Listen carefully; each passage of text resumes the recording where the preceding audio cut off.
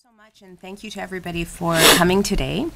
My name is MPP Laura May Lindo, and I am joined today with the Deputy Grand Chief Derek Fox of the Anishinaabe Nation, Nigel Barif, Urban Alliance on Race Relations, and Nia Singh, a human rights lawyer in our community.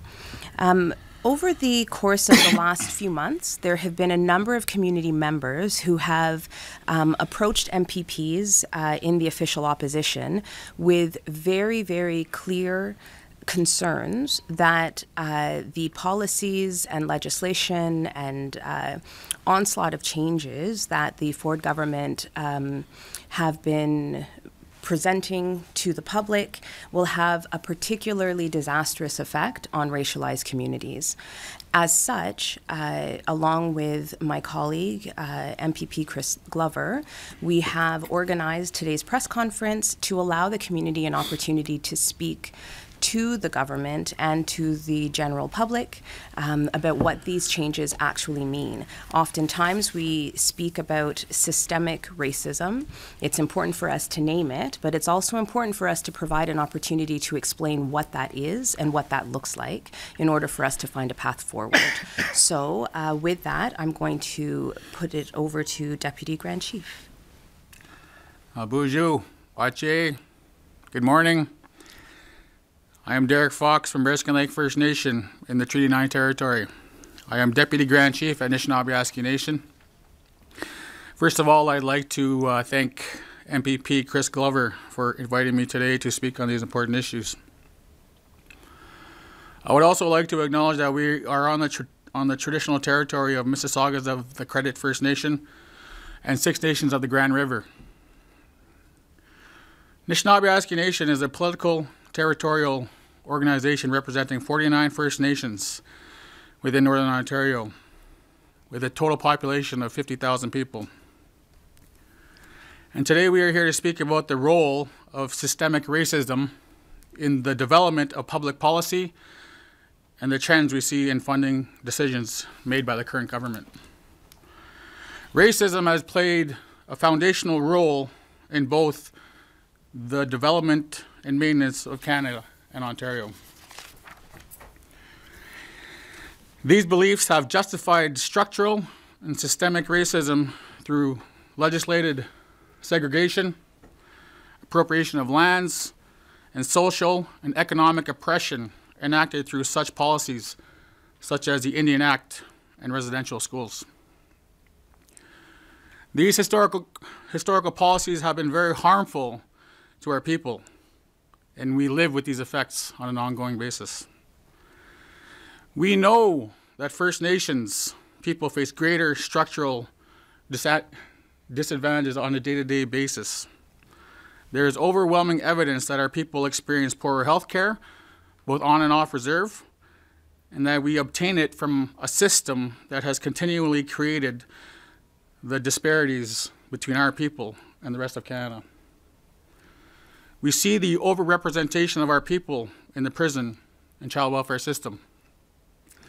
Our children have lower education attainment, which results in lower incomes, and our children experience disproportionately higher rates of suicide. First Nations leaders are working very hard every day to change the policies that affect the outcomes. But this does not help when we see the cuts being made to the programming that has had a positive impact in our communities. This government has canceled the summer Indigenous curriculum writing session for educators to fulfill recommendations by the Truth and Reconciliation Commission. The TRC's calls to action urge schools to make the history of Indigenous people residential schools and treaties a mandatory part of their curriculums. The province has also suspended $2.25 million in spending from the Indigenous Culture Fund, a program that was established in 2017 to support Indigenous cultural programs, activities, and events intended to preserve heritage, such as land-based learning and language retention. The value of programs to preserve our languages and culture-based learning cannot be measured, and it is extremely disappointing that they are being reviewed and cut in their first year. The closure of the Ontario Child Advocates Office in Thunder Bay is another disappointing cut that will erase a valuable way for the voices of vulnerable young people to be heard. The Thunder Bay Child Advocates Offices coordinated the Feathers of Hope forums, which brought together Indigenous young people from all over Ontario to meet, discuss issues, importance, and to push for change. In 2017, there were 38 suicides in the North. This is 50 times higher than the Canadian average. All of these cuts I have spoken about today are a systemic approach to slow down the important progress that was being made towards reconciliation. So I asked the Premier to recognize that these actions are disproportionately impacting First Nations people, especially the youth, and to work with First Nations leaders to improve these outcomes, not create barriers to them. So thank you for your time. Miigwech. Thank you very much. And now we will move on to Nigel Brief. So thank you. I also would like to express my thanks to MPP Laura May Lindo and MPP Chris Glover for bringing the community voice here to the table. As been president of the Urban Alliance on Race Relations for 45 years, we have been fighting for police-civilian oversight, and the recent decisions by this government is extremely disappointing for many of our community members, that now that we are no longer going to have or rolling back of the holding our police officers responsible for the actions that they take. What we know is that many with our Black community have disproportionately been affected by the police violence, and as such, that's why these cuts are going to be, we need to draw attention that these cuts need to be reversed. But also, I'm a school teacher in the public school system. And what we do know, too, that these cuts that to education, the 4%, the hiring freeze, the increase of class sizes will have a disproportionate effect for Black and Brown students in our community. Already, we have seen a number of community organizations that have been servicing our youth, helping them to achieve, to be successful, to have the Canadian dream. Organizations like Harmony have already had to close its door, that been bringing important training to both teachers and staff within the board system, and also empowering community members.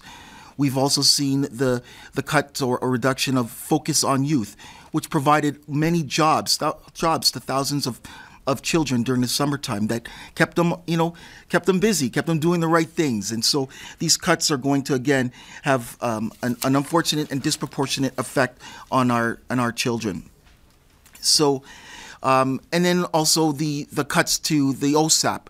And what we know is that the children, and many of them are from Black and Brown communities in Jane and Finch, up in North Etobicoke, up in Scarborough, that were relying on these funds, are now going to have to scramble or find other ways, or just won't be able to achieve the educational dreams that they have. So we are calling on this government to reverse these decisions, reverse and build the kinds of school system, continue with the kinds of social supports that we need for our children to succeed in this society. Thanks you very much. Thank you very much, Nigel. And now we'll move over to Nia Singh. Thank you for having me here this morning. It's very concerning to the community at large, and specifically disadvantaged, marginalized communities, specifically Indigenous and African Canadians. The cuts that the Ford government and the current PC government are making are causing and will cause a lot of contention in the community, as they're already in a disadvantaged position. We first off want to acknowledge that police officers are a very important pillar of our community. They deserve the utmost respect, and they are heroes in our community. What we are concerned with is the lack of oversight that's being proposed by the Ford government. The previous government put in very comprehensive plans according to the Justice Tulloch Oversight Review, and now those oversights seem to be undone. First and foremost, the Ontario Independent Police Review Director is now being renamed to the Law Enforcement Complaints Agency, which is going to cause confusion for the community as to what that agency is, if it is independent, and if it will be retaining the investigations themselves. We know that the new proposed legislation, or the new legislation, will allow the agency to defer these investigations to the police. And in the past, this was set as a recommendation by Justice Tulloch within 5 years to make the organization completely independent, which would retain trust in the community. Trust is a very important issue when it comes to community-government relations, and the new changes to the SIU are, again, further eroding that trust. Oversight is an important part of policing because police hold so much power and respect within the community. Without oversight, it breaks down the communications between community and the police. Reducing the SIU budget by over $2 million is going to complicate things. We've already seen the SIU director, Tony Laparco, step down, and it seems to be related to these changes. As a community and as a government, we're asking Ford government and all the MPPs to think about people first. We're not just open for business, but is the government open for people? Are you going to ensure that the good officers we have remain good and that they're not tainted by officers who get away with lack of oversight? It's very important that these things be addressed. And just like Mr. Barif stated in education, cuts to education are going to lead to more suspensions and expulsions. And we know that suspensions and expulsions are directly related to the school-to-prison pipeline. So we need as much support for teachers and students as possible. We're asking the current government to please look forward and understand these changes that seem to be fiscally responsible have a huge social impact. And we have to have people first, not just business. Thank you. Thank you so much. Just to conclude before I hand it over for any questions, I think it's really important for us to reiterate that when we are talking about the kinds of changes and legislative changes that have come with the Ford government, it's important for us to realize that the community is asking for real change. Reversal of decisions that they've made, because that's the way that we move forward. It's not a matter of just wanting to provide examples of the harm or the trauma that ensues in racialized communities. It is a matter of finding the right way forward, making sure that we're brought forward and not dragged backwards in this fight. And one of the first ways that we can do this is to ensure that the Anti-Racism Directorate is fully funded, because that was a mechanism that was internal that allowed us to keep an eye on which legislations would have a more of a negative impact on racialized, Indigenous, and Black communities. So with that, we're open for questions. I'm wondering, just on the Anti-Racism Directorate, has there been any change with that? Like, do you know what the status of that currently is? Because last we had heard from the government it was still in place, and they had said that they didn't anticipate, cuts to that or cutting it. So with regards to the Anti-Racism Directorate, it's all, I have to say it's still a little murky. So my critic portfolio is anti-racism along with citizenship and immigration, and part of my work requires that I approach the minister to have my briefing so that I can, in fact, be prepared to answer questions like that. I've been able to get my briefing for citizenship and immigration, but I have not been able to get a briefing for the anti-racism portion of my portfolio. As a consequence, we've had to do some of our own research. We know that the website is still up, but we know that the 3-year anti-racism plan for Ontario has been archived. I have asked in the House whether or not the work of the Anti-Racism Directorate will continue. I have not been able to receive a clear indication of what the actions are that would allow that work to function. So I'm again asking for briefings to be able to better answer that. I can tell you that we are anxiously awaiting the budget. I had asked a question of the minister with regards to funding for the Anti-Racism Directorate, and from what I can gather, the Liberal government had invested money into the Black Youth Action Plan. We're still not clear if that money has been fully spent, and if that money or that funding source will continue, and or whether or not that's considered part of the Anti-Racism Directorate or part of the Minister of Social Services that's overseeing the youth portfolio. So again, it's a little bit more confusing than it is clear what it is that is happening with the Anti-Racism Directorate. I'm wondering if either of you could kind of speak a little more to the education points that you touched on. So one of the things you mentioned was how you think this will lead to more expulsions. Can you, why do you think that is? What's the connection? It's evident right now that African Canadian and Indigenous students across the province have the lowest success rate when it comes to education. Right now, the schools are under-resourced, and the kids that need the most support are falling through the cracks, and they're not even on the radar anymore. So with a reduction of funding for education and a higher class sizes means there's even more of a pressure for less resources in the school. Right now, most children that are charged with criminal offenses are children who have problems with attendance at school. They've either been suspended or expelled, and the numerous suspension and expulsions are leading to that. As a lawyer, I've represented over 50 students last year when it comes to suspensions and expulsions, and I see that resources make a huge difference in resolving the conflict. And many times we've avoided even a suspension just by getting involved as an advocate for the student and combining the teachers, the students, and the parents. And with the more strain that the Ford government is proposing for teachers and students, that's not going to allow for these things to take place, because other things are going to take precedence over what we're already having a burdened system. So it's really important that the government realizes education is the first step to success. It would reduce costs in policing, because when you have crime reduction, you don't need as much policing, you don't need as much resources for courts if you have prevention. And this is what a good education system will do. It would prevent crime.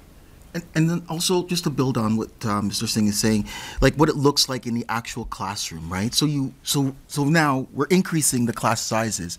So you're having grade 7, grade 8 classrooms. They're going to have 35, 40 children in one classroom. So think about those bodies for many of the parents out there.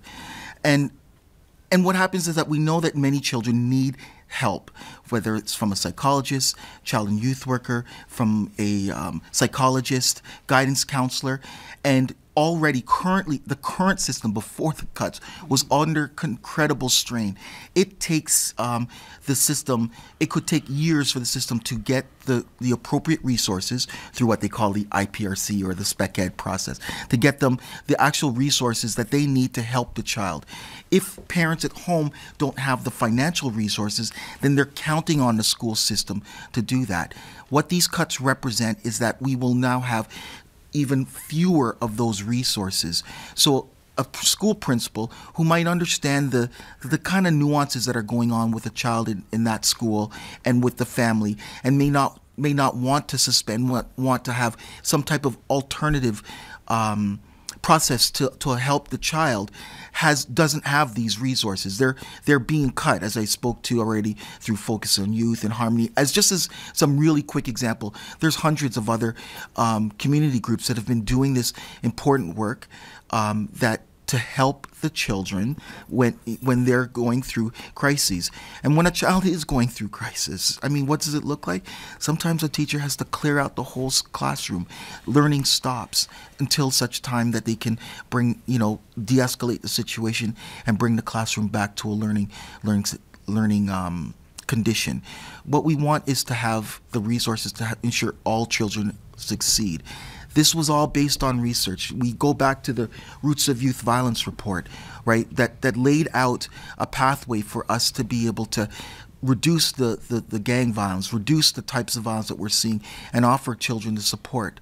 And so we're going back in time again with this government. And so we're asking for these cuts to be reversed. Sorry, I didn't mean to interrupt you. There's one other piece of that as well. Early on, the government did a line-by-line audit of every ministry, and that was their rationale for addressing the cuts, or in their words, the efficiencies that they were going to try to address. And there is a line in the education budget where all of the funding for equity training for teachers happens. And that's the line of the budget that's actually that's the line of the budget that's under attack.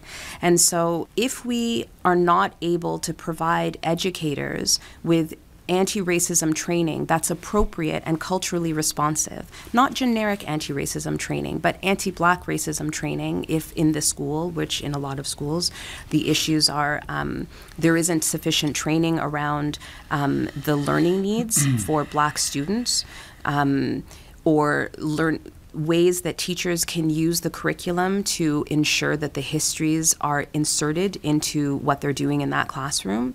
The same thing with Indigenous communities.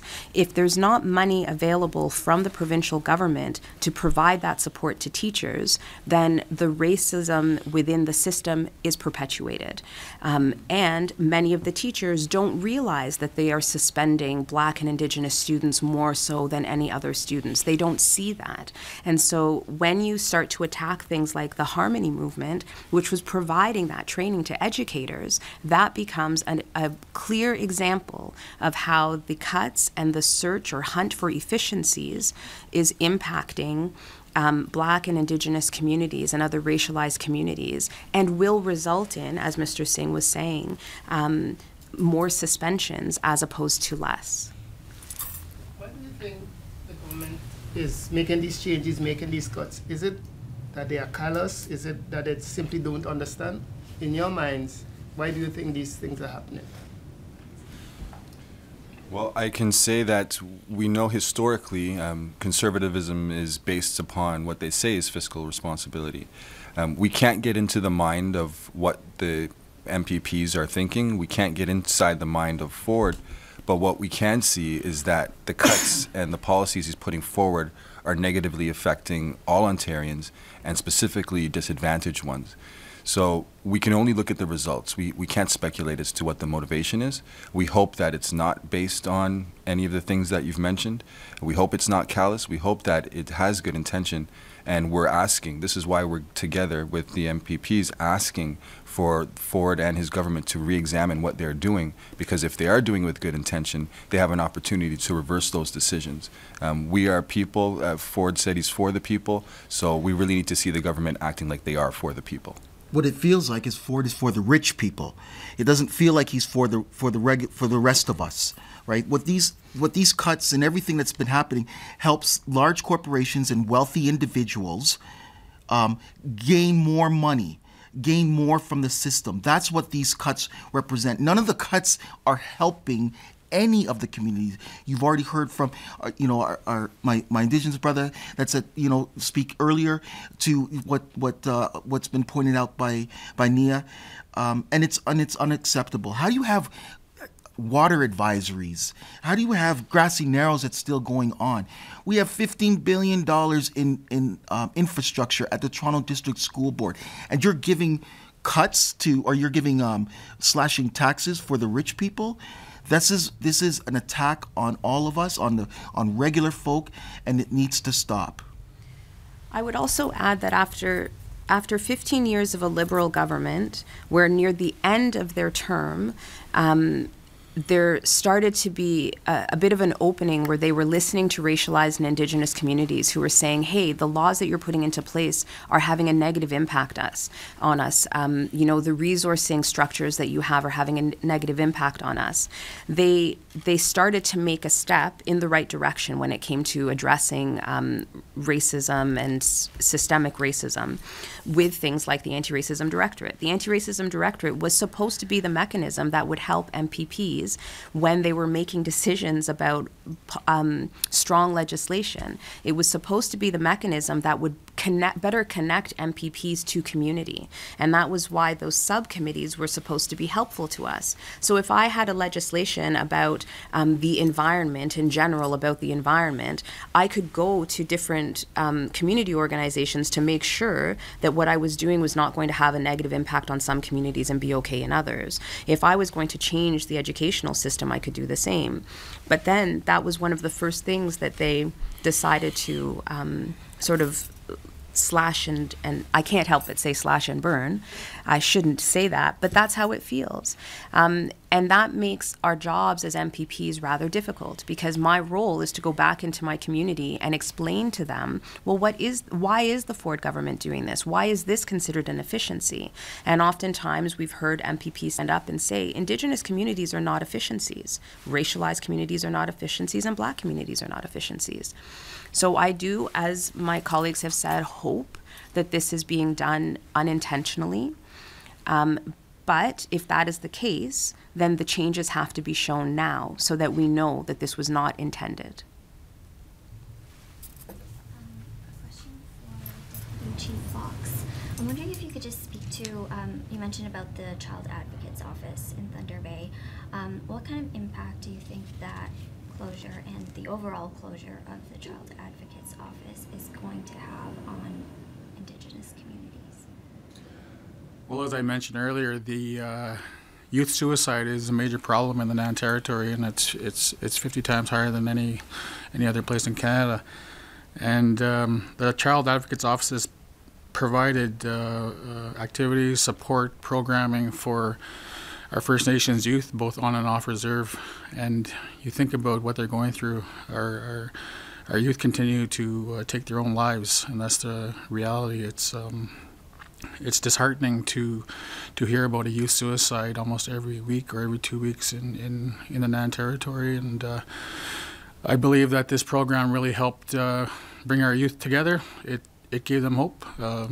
Hence the name Feathers of Hope. It was an annual gathering of people, young people across Ontario, and they actually looked forward to it. And we got a chance to sit down with them about a month ago when they heard that their funding was being slashed. And I know that they're trying to find ways to find funding and continue that programming. But to answer your question, it takes away the hope from our young people. And to do that to them, to dishearten them some more, is what I believe going to create more lives lost. So I think the Ford government needs to reconsider and think about the people of Ontario that he claims to serve. Those people also include the young people of Northern Ontario.